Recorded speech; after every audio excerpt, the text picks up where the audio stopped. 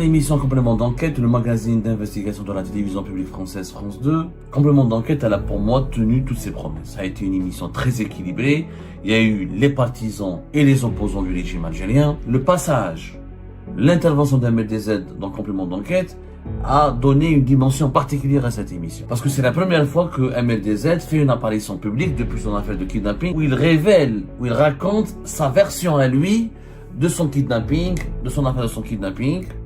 Enlèvement, séquestration, suivi d'une tentative d'assassinat. Il y a eu des prises de position et des paroles d'MLDZ qui vont certainement susciter la polémique. Il a eu tenu des propos très virulents contre Abdelmajid Tebboune. Il a quand même qualifié Abdelmajid Tebboune de voyou. Complément d'enquête ont montré des extraits des lives d'MLDZ dans lesquels il parle de la vie privée des dirigeants algériens. C'est un moment clé dans l'émission Complément d'enquête, le témoignage et la prise de parole d'MLDZ. Est-ce qu'il a eu raison, MLDZ, de qualifier Tebboune de voyous? On peut légitimement dire que MLDZ a dérapé ou que Complément d'enquête n'aurait peut-être pas dû passer ses propos, mais il faut les mettre ses propos dans un contexte. On parle de kidnapping, on parle d'enlèvement, on parle de tentative d'assassinat. Hier, l'émission Complément d'enquête, le magazine d'investigation de la télévision publique française France 2, l'émission Complément d'enquête, voilà, a tenu toutes ses promesses. L'émission a vraiment tenu toutes ses promesses. On nous avait promis un contenu exclusif, une émission très équilibrée, une émission rigoureuse qui explore les dessous et les raisons de la crise politique ou de la guerre secrète, de la guerre diplomatique. Ce n'est pas une crise, c'est une véritable guerre diplomatique et politique que se livrent l'Algérie et la France depuis maintenant plus pratiquement une année et demie, ou qui oppose l'Algérie à la France depuis maintenant plus d'une année et demie. Complément d'enquête, elle a pour moi tenu toutes ses promesses. Ça a été une émission très équilibrée. Il y a eu les partisans et les opposants du régime algérien. Enfin, les partisans et les opposants, il y a eu même des observateurs très neutres. Shamsuddin Hafez, on va en parler, le recteur de la Grande Mosquée d'Alger, c'est un partisan du régime algérien. Karim Zelibi, c'est pas un partisan du régime algérien, mais c'est quelqu'un de très neutre qui essaie de défendre une bonne image de l'Algérie en France. Il y a eu des élus, il y a eu des détracteurs du régime algérien, il y a eu des opposants, il y a eu des journalistes et des commentateurs neutres de l'actualité française et algérienne, comme Frédéric Bobin du Monde, notre confrère, qui fait un excellent travail d'information et de décryptage de l'actualité très complexe entre l'Algérie et la France. C'était une émission qui était très équilibrée.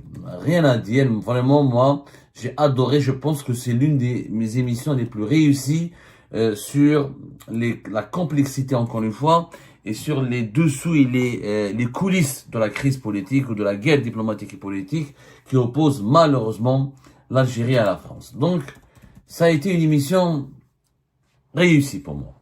Je ne peux que m'incliner devant la rigueur, le professionnalisme et l'engagement de l'équipe de Complément d'enquête. Maintenant, le passage, l'intervention d'MLDZ dans Complément d'enquête a donné une dimension particulière à cette émission. Parce que c'est la première fois que MLDZ fait une apparition publique depuis son affaire de kidnapping. Il a fait déjà des apparitions publiques auparavant. Je crois que c'est la première fois, de ma mémoire, où il a fait une apparition publique détendue, où il révèle, où il raconte sa version à lui de son kidnapping, de son affaire de son kidnapping, enlèvement, séquestration, suivi d'une tentative d'assassinat, qui a été qualifiée par la justice française, je rappelle, d'entreprise terroriste. L'affaire qui est traitée par le parquet national antiterroriste depuis maintenant plus d'une année. MLDZ, il a subi ce kidnapping et enlèvement et séquestration fin avril 2024. Maintenant, ça fait une année et demie, pratiquement 2 ans. Dans 3-4 mois, on va connaître la deuxième année de l'affaire MLDZ. Et MLDZ hier a apporté, il y a eu le récit de MLDZ, il était à la fois touchant, et révoltant et bouleversant, mais il y a eu des prises de position et des paroles d'MLDZ qui vont certainement susciter la polémique et qui vont certainement défrayer la chronique. Et c'est peut-être beaucoup vont critiquer. Je pense qu'en Algérie, beaucoup d'Algériens et d'Algériens, surtout les partisans du régime Tebboune, vont énormément critiquer Complément d'enquête en raison des passages d'MLDZ où il a eu tenu des propos très virulents contre Abdelmajid Tebboune. Hier, MLDZ, Complément d'enquête, il a quand même qualifié Abdelmajid Tebboune de voyou. Complément d'enquête ont montré des extraits des lives d'MLDZ dans lesquels il parle de la vie privée des dirigeants algériens. Donc ça va susciter une polémique. Je pense que cette polémique, elle est saine. Elle est saine parce qu'elle va permettre de situer un peu les responsabilités et de relancer le débat sur l'affaire Ahmed DZ. Parce que ça, l'affaire Ahmed DZ n'a jamais suscité de débat en Algérie. Depuis le début de l'affaire Ahmed DZ, qui a éclaté, bon, l'affaire Ahmed DZ c'était avril 2024, mais elle a éclaté au mois d'avril 2025 avec les premières arrestations, notamment d'un agent du consulat d'Algérie à Créteil et son emprisonnement. Ensuite, il y a eu les mandats d'arrêt internationaux qui ont été lancés notamment contre Salah ad-Din qui était l'ancien numéro 2 de l'ambassade d'Algérie en France, puisqu'il était, je le rappelle, premier secrétaire de l'ambassade d'Algérie en France. Ça a été un moment très important dans l'émission. C'est un moment clé dans l'émission Complément d'enquête, le témoignage et la prise de parole d'Ahmed DZ. Est-ce qu'il a eu raison, Ahmed DZ, de qualifier Tebboune de voyou? Depuis hier, les réactions fusent. Est-ce que Complément d'enquête ont eu raison de passer le témoignage et le récit d'Ahmed DZ sans, je dirais pas censurer, sans lui demander de ne pas insulter, de ne pas diffamer, de ne pas dénigrer. Parce que les partisans du régime Tebboune nous parlent maintenant de dénigrement, de diffamation, d'atteinte à la considération, à la personne du chef d'État, du président algérien, avec une méchanceté gratuite. Je pense d'abord qu'il faut se mettre à la place d'Ahmed DZ et comprendre ce qu'il a vécu. D'ailleurs, avant même la diffusion de l'émission de Complément d'enquête hier soir à 23h, dans la soirée du jeudi à 23h, le jeudi 22 janvier 2026, il y a eu la réaction de l'APS. Quand on lit la réaction de l'APS, et comment l'APS a été violente avec France 2 et les services publics français, on pourrait peut-être contextualiser les propos d'Ahmed DZ et ne pas les prendre au sens propre du terme et essayer de les comprendre dans leur contexte. Moi, Ahmed DZ, c'est un ami.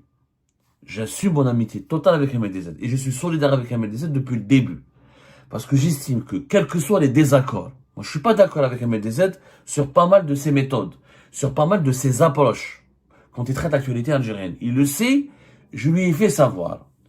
Mais, kidnapper Ahmed DZ, l'enlever, le torturer, le droguer, tenter de l'assassiner, le séquestrer, c'est un crime impardonnable. Et l'affaire Ahmed DZ, je vous l'ai dit, je vous avais prévenu, j'avais prévenu les dirigeants algériens, que l'affaire Ahmed DZ va hanter le régime Tebboune, qu'elle sera ce fantôme qui va toujours réveiller les dirigeants algériens lorsqu'ils vont essayer de dormir. Il va les hanter, c'est un fantôme qui va les perturber, qui va les déranger, qui va les bousculer, qui va qui va leur provoquer les pires cauchemars de leur vie. Pour une raison très simple, c'est que c'est un acte terroriste. Kidnapper quelqu'un, le séquestrer, tenter de l'assassiner, à cause de ses opinions, parce qu'Ahmed DZ, ok, il parle de la fille de Tebboune, de la fille de ceci, des enfants de cela, etc. Oui, c'est une atteinte à la vie privée. Oui, on peut considérer que c'est de la calomnie, c'est pas des méthodes dignes. Il y a la justice. T'es pas d'accord avec Ahmed DZ, tu feras du devant les tribunaux. Tu déposes plainte pour atteinte à la vie privée, pour calomnie, pour diffamation, pour injure, etc. Et tu demandes des réparations et tu poursuis et tu prouves qu'Ahmed DZ a vraiment fait du tort ou a commis un crime. Mais le kidnapper, l'enlever, le torturer, le droguer, le séquestrer pour l'assassiner, ça c'est impardonnable. C'est impardonnable. On peut pas continuer à diaboliser Ahmed DZ sans comprendre et sans essayer de comprendre et ressentir ce qu'il a vécu. Parce que ce qu'il a vécu, le fait qu'il a, pour moi, franchement, Ahmed DZ, le fait qu'il a gardé sa tête, qu'il a gardé toutes ses forces mentales, qu'il a gardé toutes ses dispositions psychiques, le fait qu'il puisse encore s'exprimer de façon lucide et qu'il puisse vivre le plus normalement du monde, c'est un miracle. Vous imaginez, vous êtes kidnappé, drogué, enlevé, séquestré, et on voulait vous assassiner pour vous faire disparaître par un gang. Et ça dure pratiquement 48 heures. Ensuite, toute la pression médiatique. Ensuite, toute la pression, plus que la pression médiatique. C'est par la suite, l'affaire Ahmed DZ a provoqué un séisme qui, aujourd'hui, c'est la principale raison, c'est le principal problème qui empêche la réconciliation entre Alger et Paris. Vous imaginez tout le poids qui pèse sur les épaules d'Ahmed DZ. À un moment donné, il faut essayer de se mettre dans sa peau. Il faut essayer de se mettre à sa place. Vous imaginez je sais même pas que c'est pas les pressions, il faut trouver un autre mot, il y a une chape de plomb, il y a il y a un poids énorme. Peut-être qu'une autre personne aurait craqué, serait devenue folle, aurait perdu les pédales. Moi, je pense qu'une autre personne aurait vraiment perdu les pédales. MLDZ, malgré tout, il a gardé son sang-froid. Il a essayé de garder son sang-froid. En tout cas, il essaye de rester lui-même, de rester mentalement stable. Alors qu'une autre personne aurait flanché, aurait perdu son esprit. Après tout ce qu'il a vécu. Juste avant l'émission, parce que on va parler des propos d'MLDZ, juste avant l'émission, avant la diffusion de compléments d'enquête, l'APS, elle diffuse une dépêche dans laquelle elle dit, voilà comment elle traite, elle s'attaque à complément d'enquête et elle s'attaque à France 2. Elle parle d'une émission racoleuse, d'une promesse de scandale et surtout un nouvel épisode d'une dérive désormais assumée, celle d'un média public qui a troqué l'exigence journalistique contre les thèses les plus rances de l'extrême droite française. Il faut appeler les choses par leur nom. Je cite l'APS, qui a publié sa dépêche vers 14h, entre 14h et 15h, pour s'attaquer, pour tenter de discréditer et contrecarrer les révélations qui vont être faites plus tard dans la soirée par complément d'enquête sur France 2. Il faut appeler les choses par leur nom. Il faut appeler les choses par leur nom. Et dire que ce n'est ni une enquête, ni un travail d'information équilibré, mais une entreprise de désinformation méthodique, où l'Algérie sert de cible obsessionnelle et de fond de commerce médiatique. France Télévisions, censée incarner la rigueur, adopte les thèses de l'extrême droite et offre une fois de plus une tribune privilégiée à ceux qui en font de la haine de l'Algérie leur cheval de bataille, leur marque personnelle, leur business idéologique de caniveau. Ce que dit l'APS, non seulement est un mensonge, puisqu'on a vu complément d'enquête, il y a eu des voix favorables à l'Algérie. Le recteur de la Grande Mosquée d'Alger, le recteur de la Grande Mosquée de Paris.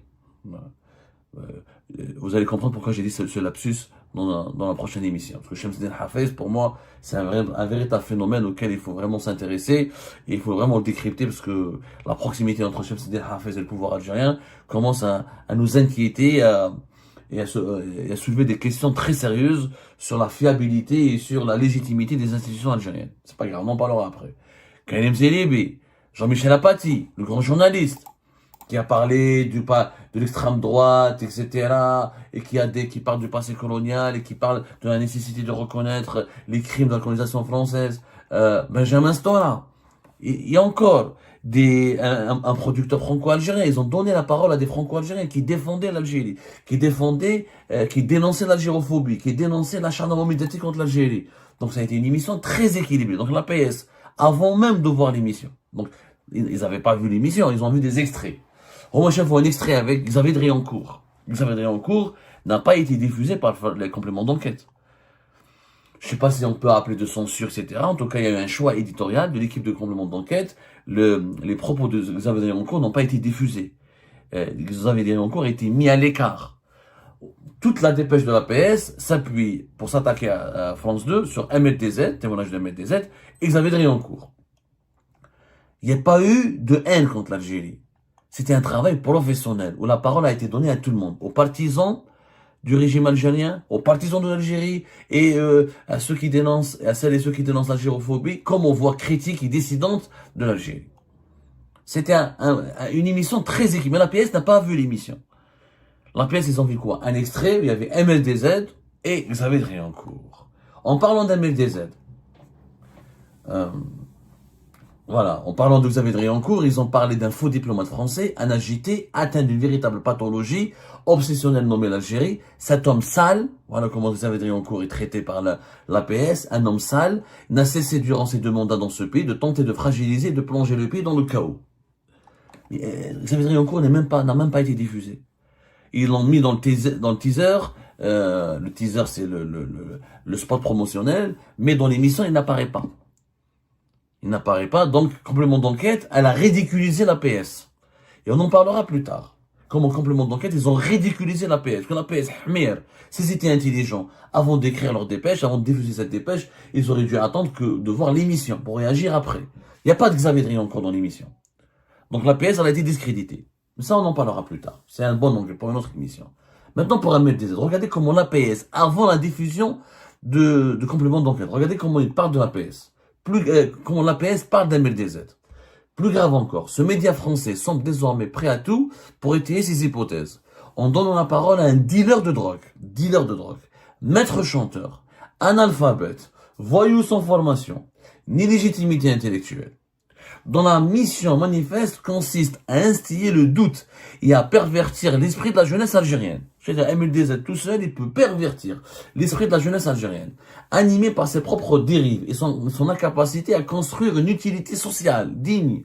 Ce personnage exhibe ostensiblement des signes de richesse et ne dissimule nullement le fait d'être entretenu et protégé par les services français. Waouh!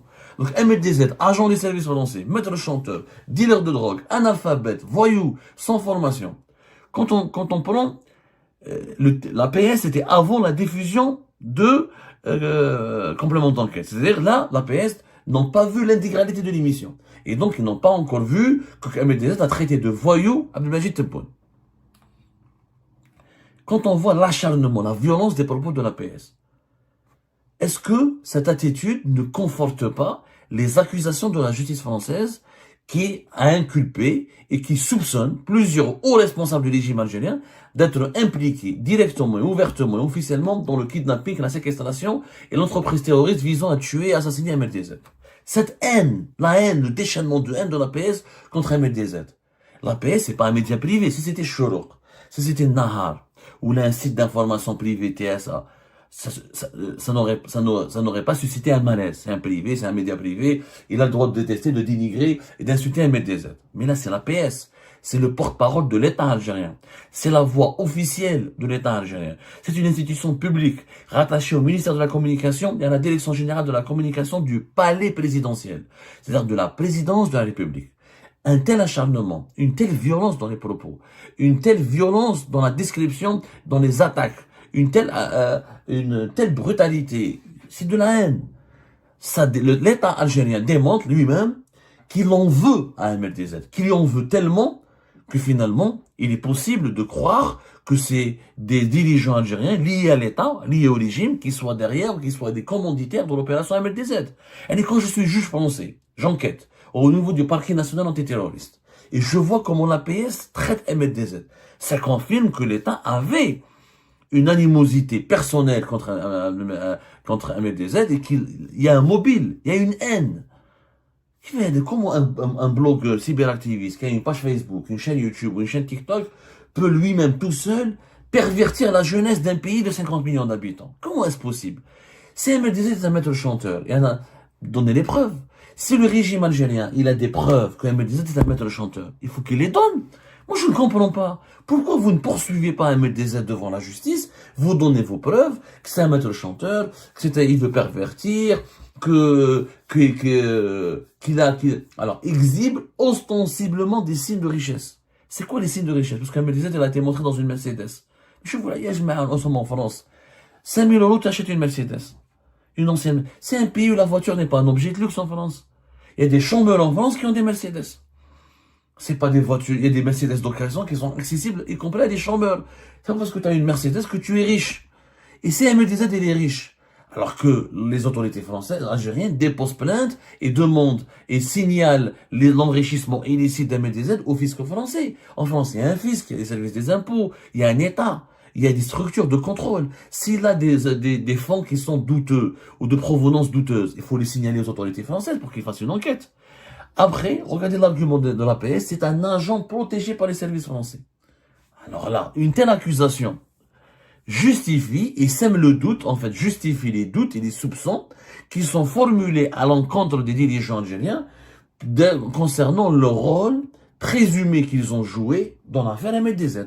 Quand je vois qu'un État, une institution officielle comme la PS accuse un blogueur, un cyberactiviste qui a été kidnappé, enlevé, séquestré, qui a failli être assassiné, d'être un agent des services français, un indique des services français, protégé par les services français, un vulgaire dealer, juste pour la petite histoire, quand il a été enlevé à MLDZ, c'est les personnes qui l'ont kidnappé, le gang qui l'a kidnappé, pensaient que c'était un dealer, c'était un trafiquant de drogue. C'est ce qu'on avait dit au gang, aux membres du gang, aux gangsters, qui ont kidnappé MLDZ fin avril 2024. Et là, la même terminologie, les mêmes arguments, le même langage, employés par les gangsters qui ont enlevé Ahmed DZ, par les ravisseurs d'Ahmed DZ, on les retrouve. Le même langage, on le retrouve sur la PS. C'est pratiquement une confirmation indirecte que les commanditaires de l'opération Ahmed DZ, c'est pratiquement les autorités algériennes. Ils sont en train de confirmer directement. La PS ne se rend pas compte, mais ils sont en train de se discréditer sur le plan éditorial, mais ils sont en train de s'enfoncer sur le plan juridique et sur le plan pénal, puisqu'ils donnent des indices. Parce que quand on enquête sur un crime dans la loi, il y a les preuves. Quand on n'a pas de preuves, pour trouver des preuves, il faut utiliser des indices. L'APS, elle donne des indices. Elle donne des indices pour incriminer, pour permettre à la justice française d'incriminer le régime algérien dans l'affaire d'Ahmed DZ. Et ça, c'est très très important à le souligner. Deuxièmement, c'est le point le plus important. Est-ce qu'Ahmed DZ, il a dérapé en traitant Tebboune de voyou? Oui, on peut. Je peux accepter ce point de vue. On peut légitimement dire que Ahmed DZ a dérapé ou que complément d'enquête n'aurait peut-être pas dû passer ses propos. Mais il faut les mettre ses propos dans un contexte. On parle de kidnapping. On parle d'enlèvement. On parle de tentative d'assassinat.